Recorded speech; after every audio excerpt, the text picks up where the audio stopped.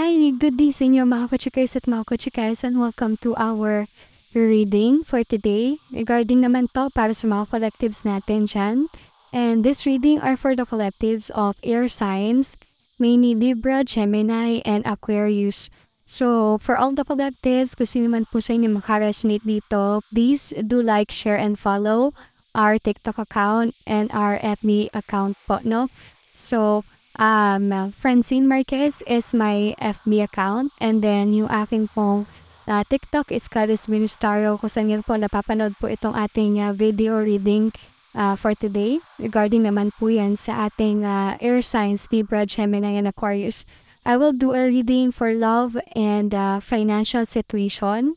Bali, two cards or two sets of cards po ang gagamitin natin for today in order for us to lead the other parts, no, for the love and the financial situation. So, I'll go pick this one as well. Itong ating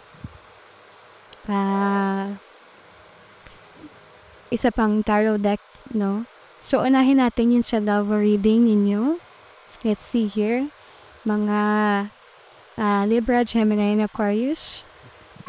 Timeless reading po ito. So, kung kailan nyo napanood ito, maaaring mag-resonate sa inyo.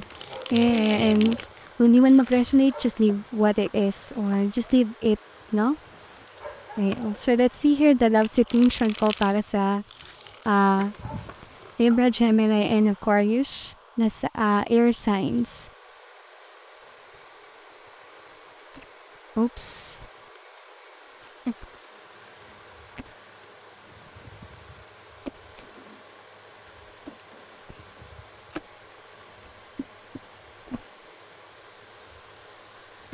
Okay, in regards sa iyo, Libra, Gemini, and Aquarius, sa mga makaka-relate po at mag-resonate sa inyong reading ito ang inyong reading.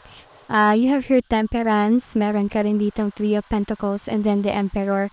The way you see to your love life situation, maraming minamadaling mga bagay o sitwasyon ang gustong matapos, especially kung meron ng sa inyo, no, Libra, Gemini, and Aquarius, ay kung merong naging third party ang inyong partner, no? Maring minamadali na sana mahiwalay na sila. Pero sa nakikita ko ito with the Emperor, merong katigasan ng ulo ang isa sa inyo o kung sino may third party, whether you or yung partner ninyo, no?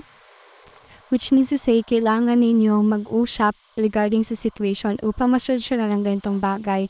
Kung gusto talagang maghiwalay na ang third party situation, no?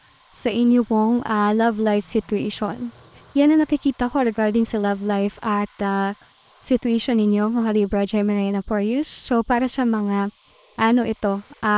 kumbaga, a collective people. Okay? So, let's move on and let's move forward for your financial reading.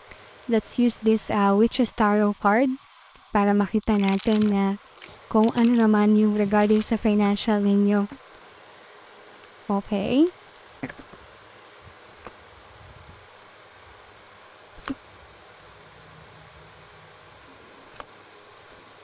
Alright, so very beautiful naman, Libra, Gemini, and Aquarius, regarding naman sa inyong financial situation. Meron kang 8 of Cups, meron kang Death card, at meron kang Ace of Pentacles. The way you see it, may mga problema na maaaring magkaroon ng solusyon regarding sa situationship mo ukol sa pera or financial situation.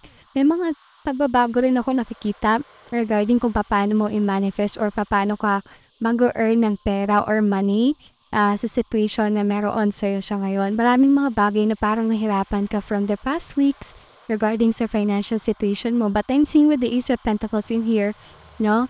Sa last card mo ay maaari kang mag-earn ng pera, or I'm seeing a sum of money which will help you throughout your expenses, no?